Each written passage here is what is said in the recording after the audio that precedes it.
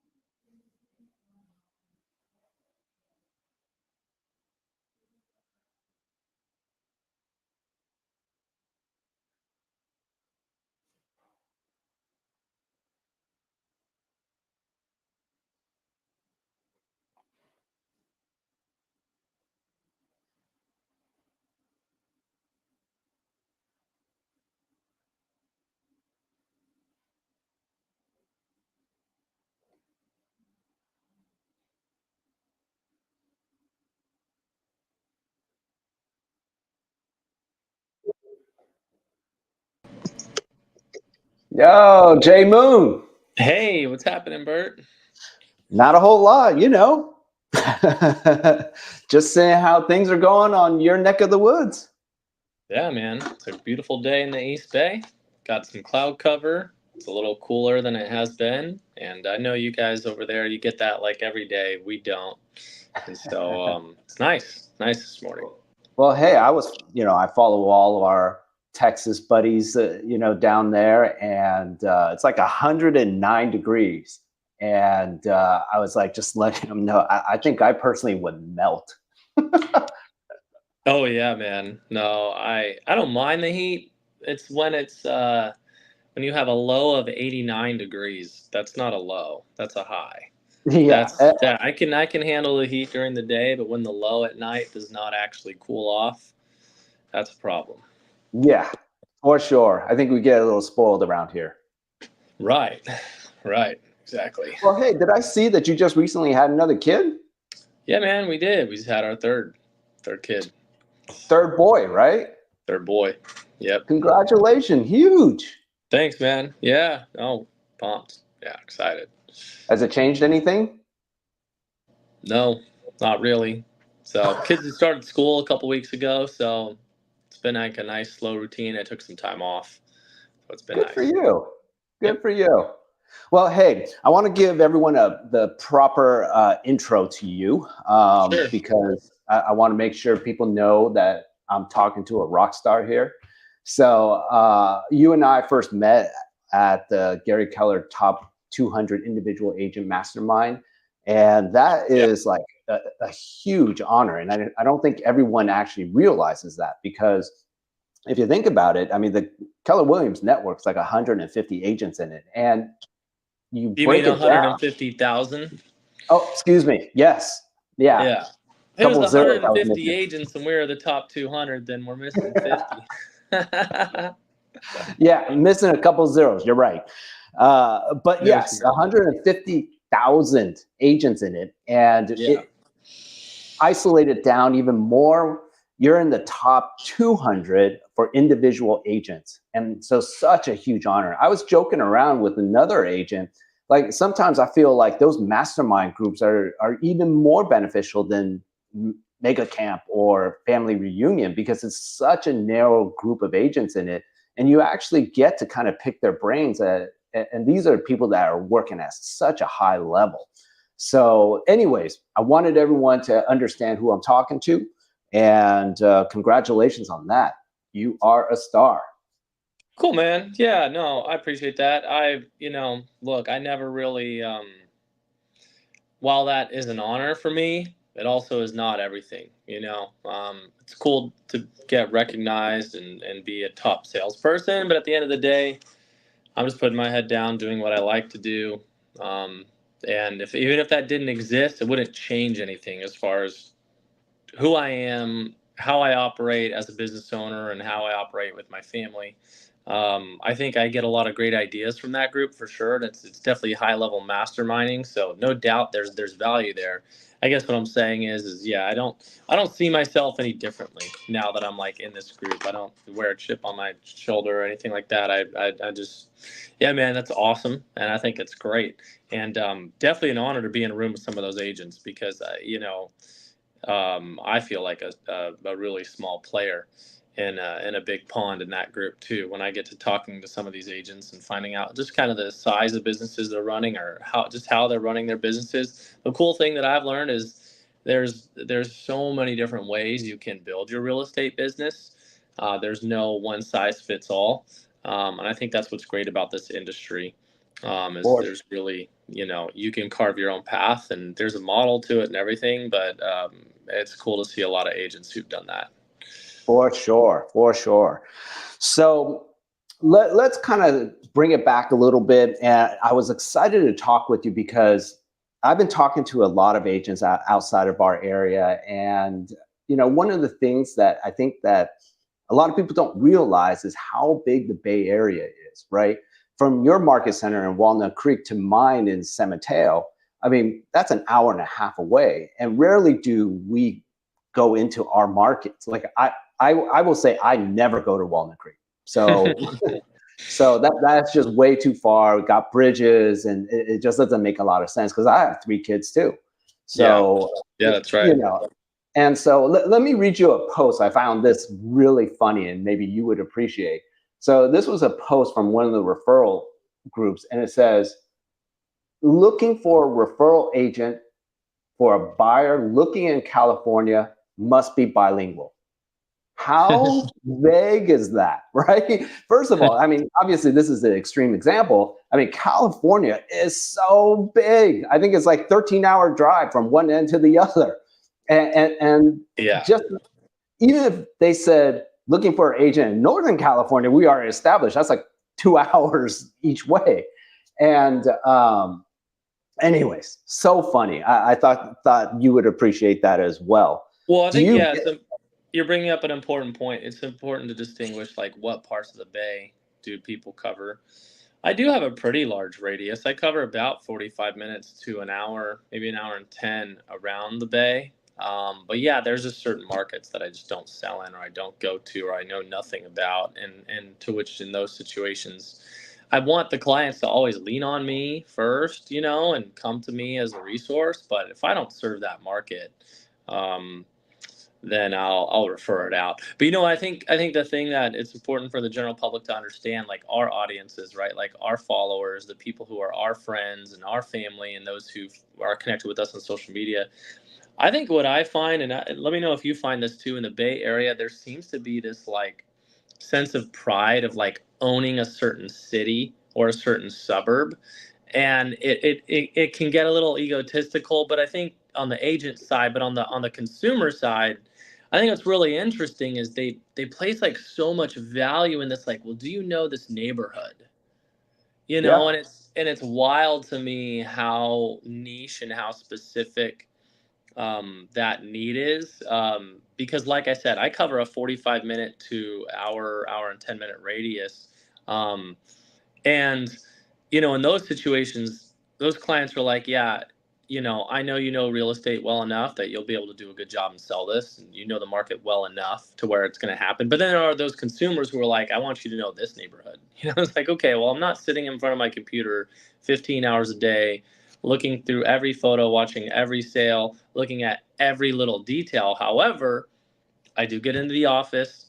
I'm looking at the homes that sell here in Contra Costa County. I'm tracking what is selling. I'm keeping notes every single week on what the market is doing in certain suburbs where I do sell a lot, like Concord, Martinez, Walnut Creek, and the surrounding areas. And of course, in those areas, I'd consider myself more of an expert, right? But in those other suburbs, maybe not so much your local expert, but I think the consumers also forget that like you could try and go with that neighborhood person, but what if they only sell like 4 homes a year in that neighborhood? Like, are they actually the expert that you need, or are you just feeling more comfortable using them because they know the neighborhood? That doesn't mean they know real estate transactions well. That doesn't mean they know how to protect you from lawsuits well. That just means they literally know, like, what time the park opens, right? And so Right. I think you bring up a really good point. Like, I think that's a learning curve for a lot of consumers, but just also a word of encouragement of like, hey, reach out to Bert first. Reach out to me first if you're interested in an area. And if we feel like we can suit you and help you, we'll be honest with you. But if we feel like we can't, we'll refer you to the right person because we have a huge network. Most def. Well, hey, I want to be a little bit honest too, because my wife and I, we bought a place, here on the Mid Peninsula, and we thought about moving to East Bay at one point, and I mean, it's only natural, right? So San Mateo County right now is our median sales price is over 2 million. Okay. And so I think what is a huge advantage of the East Bay is that your prices aren't nearly as high. Would you be able to give us like some kind of like quick update on what the market's doing in your market? Yeah, man.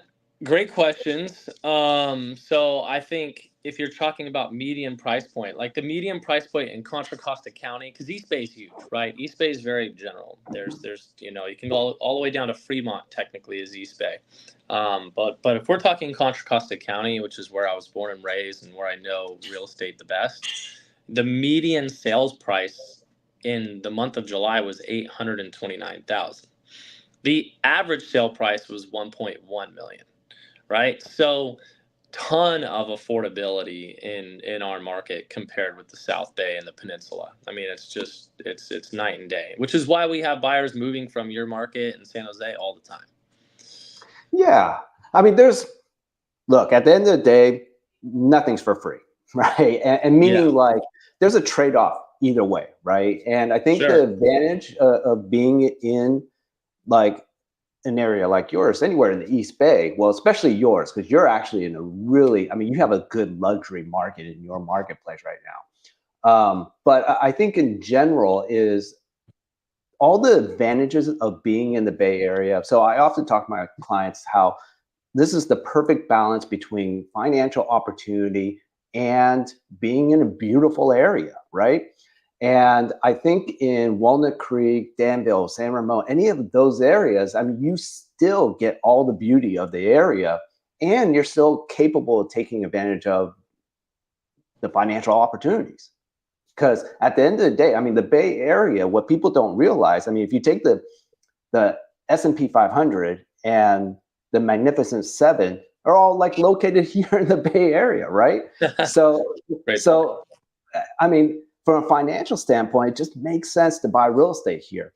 And being in Contra Costa, look, you get all the advantages, and you're getting a better price. I mean, there's advantages being in San Mateo also, and we can go over that as another point. But I want to talk about your marketplace specifically. Um, like, do you still find, because I'm entirely intrigued. I did not know that the purchase or the median price is only 800,000. So, what would you get for $2 million? Yeah, no, it's a good question. I mean, $2 million, you're in most suburbs. Like, okay, if you go to Martinez, you can get a 4 bed, 2.5 to 3 bath, over 2,500 square foot, probably a 3,000 square foot house on half an acre to an acre. You're going to get a big property and a big house. Schools, depending on which side of Martinez you're in, there's a side that goes to like Pleasant Hill schools, and then there's the side that goes to Martinez schools. That has a little bit of impact on pricing. But yeah, I mean, like, so if you jump over to Walnut Creek, it's a little different. You'll get like anywhere from a 4-bed, 2-bath to a 5-bedroom. Updates are can fluctuate around 2 million, but you can get a quarter to a third of an acre for 2 million with a great school. You can get a property with views with a little smaller yard, but closer to downtown Walnut Creek. And then in Danville, 2 million actually still does get you a decent home. You can get into like the Greenbrook area for like a 4-bed, 2-bath, 2,000 to 2,500 square foot on a 10,000 square foot lot, with great schools. So I mean, 2 million really, like, if you can afford 2 million and you're moving to the East Bay, like that really opens up some options for you. And the other thing too is, and we didn't even talk about, but the whole La Marinda area, prices have softened there a little bit recently. So if you can afford 2 million in La Marinda, especially in Orinda Moraga, Yeah. that will get you a nice place for sure. It's not going to be top of the top of the marketplace at all, but 1.9 to 2.1, that'll get you a nice place in Moraga, especially. So, and Moraga's rated, consistently as one of the safest towns in all of California. The schools are great. There's a country club there. So yeah, man, your options are endless at 2 million. So like somebody who's in your market who can afford 2 million there, if they came here, they'd be able to just cherry pick whatever they'd want. But here's the other, I also want to encourage the buyers of your market, like, you don't need 2 million. And in fact, you don't even need 1 million. Like, if you want to buy a home in a suburb like Antioch, Pittsburgh, Oakley, if you want to go over to like parts of Concord, you can get into a brand, like a, not brand new, sorry, but an existing single family home that's in good condition for anywhere from 650 to 900,000. Like you get a nice place. You get a nice place. And then, also to say, like, if you have a budget of 1.2, 1.3 and you come over here, that opens up a lot. You can get into like the nicer areas of Martinez, or even like some of the entry level areas of Pleasant Hill with really good schools, with great proximity to the freeway to get to the city, or BART if one of the two buyers is still commuting. So yeah, man, there's a ton of flexibility on pricing here compared to your market. I mean, I don't want to call it night and day, because I think the average person still feels squeezed out with how high rates are and how high home insurance is. I mean, but if they're coming from your market, it's going to feel so cheap. But if you're living here, it does not feel cheap. It does not feel cheap. If you're living here and you're commuting for work, or you're working, it feels like a huge uphill battle. I am curious though. So, do people that you're working with, I mean, do they do the commute? Because I mean, the two major job hubs is still San Francisco and Silicon Valley. So, like, do you find most people still commuting to those areas, or do they? I don't know. Are they strictly Yeah, I online? would Like, say most are hybrid. So most are like hybrid with remote work, having to come into the office 2 to 3 days a week. I'm rarely finding a person who needs to be in San Francisco 5 days a week who are living here. I'm sure that exists. That's not typically the clients we get. Um, Typically, the buyers we're working with, they have some sort of like the most staple, like, buyer, clientele that we deal with is like, one of them's in healthcare, one of them, like whether they're a doctor or nurse, or even if they're like an x-ray tech, because we have a lot of hospitals around here. We have Kaiser, we have two different John Muirs, there's Kaiser in Oakland as well.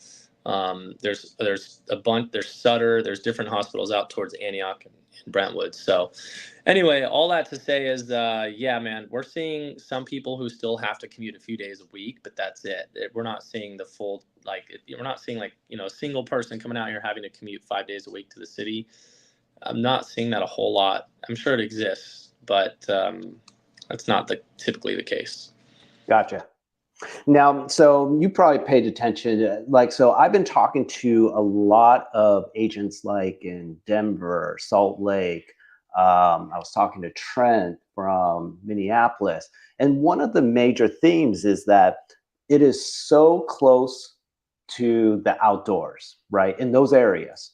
And so, I actually think the Bay Area, we're not that far from outdoors activities, right? And I know you're an avid fisherman. Like, how close are we? Like here in the East Bay, or like where you Yeah, are? compared to, yeah, let's talk about the East Bay because that's Yeah. So, what you're most. I mean, just giving you examples of what the things that my family does, right? So, first of all, you have local proximity to Mount Diablo for hiking, with some good views. If you get lucky once a year, there's snow on the top, right? It's always a fun adventure. But locally, there's tons of parks. There's the Lafayette Reservoir, which is a good place to fish, good place to go on a walk, hike, have a picnic, do a birthday party. You have Contra Loma Reservoir, which is a big one that's in the Antioch area. Um, but then, yeah, man, don't forget, like, we're only 45 minutes to Sausalito, like maybe an hour if there's traffic. We're an hour and 10 to 20 minutes to Santa Cruz Beach. And then you're 30, well, depending on where you live, you could launch your boat here. But as far as the California Delta, people forget about the California Delta River system. So, like, if they're coming from the South Bay and they're an outdoorsy person and they want to have jet skis or a boat or a kayak or whatnot, and they're looking for a local place to do that, the California Delta River system is anywhere from 30 minutes to an hour from here. When there's tons of launch ramps, all starting from Pittsburgh Bay Point all the way into like Brentwood area as well. So yeah, man, there's a ton of outdoorsy things to do. I think the East Bay is like nicely located for that. I think Yeah. the thing is there's nothing like, I shouldn't say there's nothing. There's a lot of hiking in like the hills of like Martinez and different areas around here. Your more adventurous stuff is a little bit further away, at least 30 minutes to an hour, but there's still a handful of things to do here in town. Like if you're leaving San Francisco in that whole area, you're not leaving all of your adventure there. There's still a lot of adventure here, and especially outdoors. Sorry, man. Oh, what happened? There we go. A lot of I outdoorsy see things it. to do here. So, yeah. Well, let's kind of leave it up or close it up. I like to ask, my chat partners, kind of something a little more personal, something not just business related. They get to know Jason Moon himself. I know you're an avid fisherman, and you have 3 boys now. Where would be the best place to fish? Let me put it in a different way. Where is your bucket list place to fish with your boys? Well, man, that is you just opened up like a whole hour-long dialogue that we don't have time for. If you're living in Contra Costa County, like the best thing you can do is just take them to like the local East Bay reservoirs. There's a lot of those. Contra Loma, Lafayette, stuff like that. There's Hidden Lakes Park, which is in Martinez too. Just do a bobber and a night crawler, like a live worm, and let them catch some little fish. But Okay. yeah, but because we have access to like Lake Berryessa is an hour and 10 minutes. We have the California deltas here. There's other lakes like Folsom Lake's an hour and 20 minutes from here.